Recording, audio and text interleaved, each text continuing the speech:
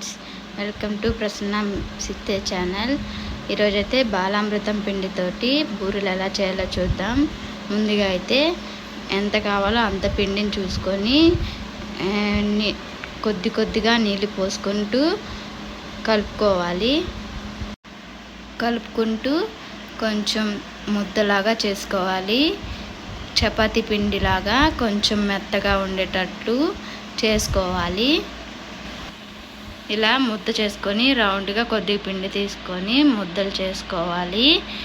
తర్వాత ఇలా ఒక కవర్ తీసుకొని దాని మీద ఇలా అదుముకొని బూరెల్లాగా చేసుకోవాలి. అలా నూనెలో వేస్తే నూనె కాగినాక ఇలా పైకి తేలుతుంది.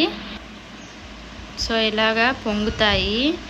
బాగా పొంగినాక ఇలా ఎర్రగా వస్తున్నాయి. అదిగో చూపిస్తున్నాను కదా, అలాగా ఎర్రగా వచ్చినాక నూనెలో బాగా కాలినాక తీయాలి ఫ్రెండ్స్.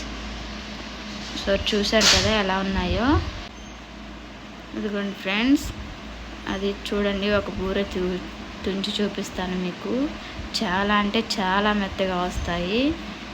తినడానికి, పిల్లలు తినడానికి అట్లాగా బాగుంటాయి. చూడండి ఎంత బాగా ఉన్నాయో. అలా తుంచితే మెత్తగా నోట్లో కరిగిపోతాయి. సో చూడండి ఎంత బాగున్నాయి.